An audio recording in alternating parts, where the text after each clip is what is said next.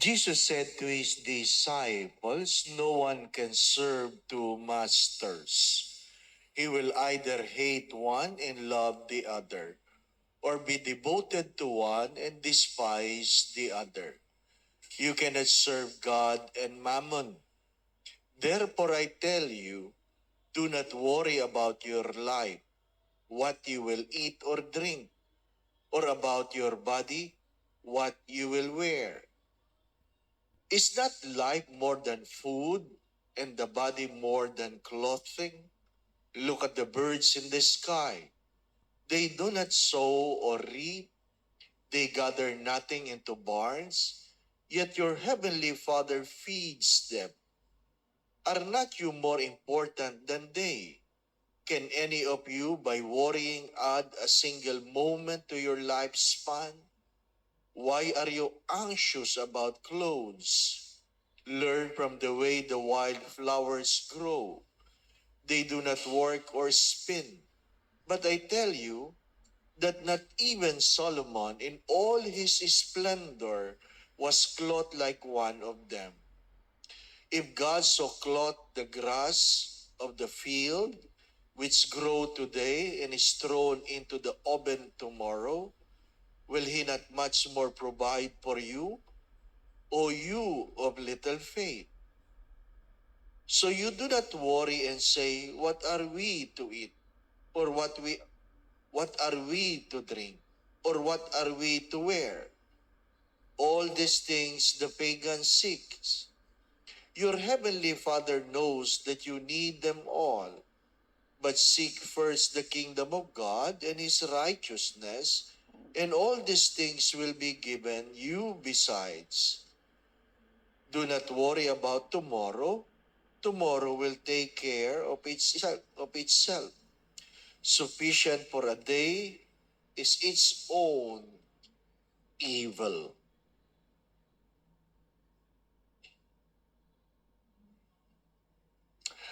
The Gospel of the Lord. Praise to you, Lord Jesus Christ.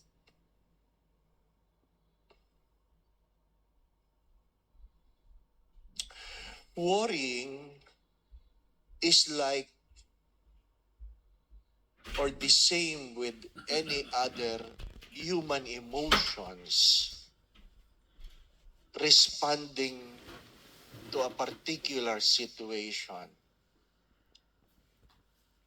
Remember the words of the saints, anything that is in excess is bad. Anything that is in excess is bad. So even the good things you have, when it is in excess, it's bad. Anything, too much laughter is bad.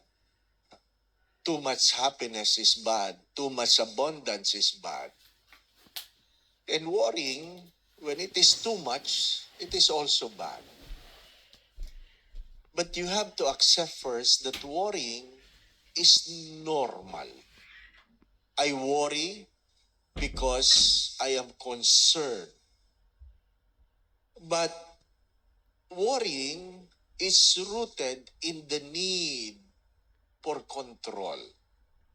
Nag-aalala ka kasi wala kang magawa. Paano na lang? Wala akong magawa. Ay talagang ganun, wala kang magagawa eh. Makakadagdag ba? Magdudulot ba ng solusyon yung iyong pag-alala sa mga bagay na wala kang magagawa? Wala. Worrying will only rob you of your joy. Bukas, wala daw kuryente. Gagawin daw ng Meralco ang mga poste dito. Magsisimula ng alas 8 hanggang alas 3. Ay di wala tayong magagawa. Magpagulong-gulong man ako dyan, di wala rin, di pa ba? No? Ay sadyang wala kang magagawa. So anong pwedeng mangyari? Walang online mass. Walang online mass kasi walang pagkukunan ng internet.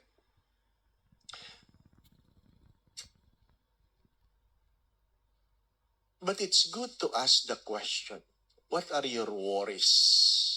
What are your worries? Ano bang ano bang gumugulo pinagkakaabalahan mo? Ano 'yun? Ano yung mga bagay-bagay na 'yun? Yung sabi nga nung isa, overtime ng overtime. Ba't ka ba overtime ng overtime?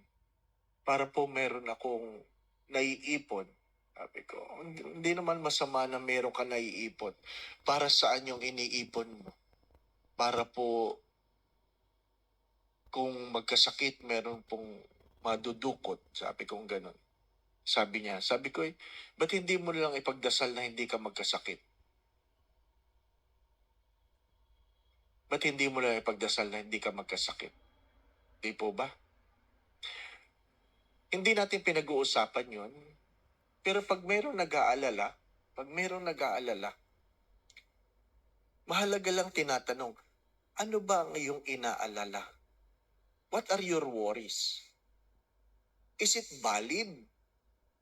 Dapat ba? Wala ka bang magagawa? Lahat ng problema ay may solusyon.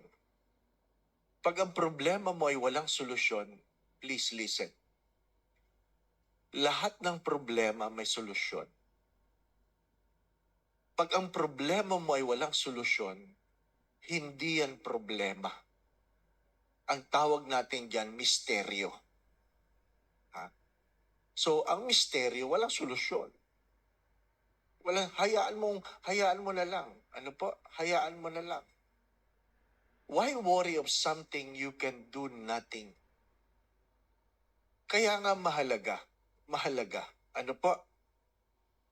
Na alam mo kung bakit ka nag-aalala. Pag tinatanong mo yung maraming lalaki, tulala na ganyan, anong iniisip mo? Wala. Ay wala tayong mangyayari, di ba? No? Nagagalit yung mga misis kay mga mister nila, walang iniisip eh. Ano? Anong iniisip mo? Wala. Tapos si misis magagalit kasi walang iniisip si mister. No? Anong ginagawa mo? Wala. Di ba? Anong gagawin mo mamaya? Wala. Palagi na lang wala. Ba't ka nag-aalala? Wala naman pala eh. Hindi po ba? Pero ikaw, alalang-alala ka. Alalang-alala ka. Di ba? Mananabi ako doon sa mga babae. Ano po? Maraming babae, ang lalaki ng bag. Ang lalaki ng tagilid na nga maglakad na gano'n. Ano ba? Bakit? Pati yung cabinet, dala nila eh. Hindi po ba? No? Pag tinignan mo yung bag nila, kung ano-ano ang laman. Bakit mo dala yan? Ba't mo dala yan? Ba't mo dala yan? Baka magagamit mamaya. Di po ba? No? Ha? Ano pa mga kwento? Pag nagpipilgrimage, tayo mga Pilipino, pati dilata nagbabaon. Pati dilata. Nagbabaon ng dilata. Kaya ang bigat ng luggage eh. Eh, bakit kami dalang corned beef? Bakit kami dalang pork and beans? Bakit? Baka tayo magutom, Father. Lahat dinala. Ngayon pag uwian na, ipamimigay na niya. O sino may gusto? Pampabigat yan ng luggage, di po ba? Ano ang inyong mga inaalala? Ano po? And because of that, you burden yourself by carrying, thinking, name it, a lot of things that you don't need really. Magkaiba po yung kayo ay nag-worry at kayo na-depress. Magkaiba yun. Ano pa? Pag kayo rin ay na-depress, meron ding depression na pathological na kailangan ng gamot.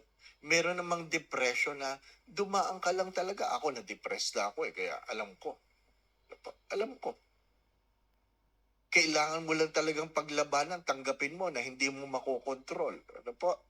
At ang magic word nga na sinasabi ko, sabi nga sa unang pagbasa ay ano, Lord, alam kong mahal mo ako at alam mong mahal kita. Doon lang. At least there is something na meron ka pinangahawakan. Alam kong mahal kita at alam kong mahal mo ako. Hindi mo ako pababayaan. Kaya lang talagang ang hirap nitong pinagdadaanan ko. Ang hirap itong mga iniisip ko. Pero may mga depression na dapat uminom ka ng gamot. Ano po? Pero bago ka uminom ng gamot, magtanong ka muna sa doktor. Di po ba?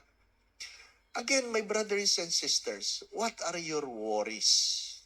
What are your worries? Most of the time, we worry of things we can do nothing of.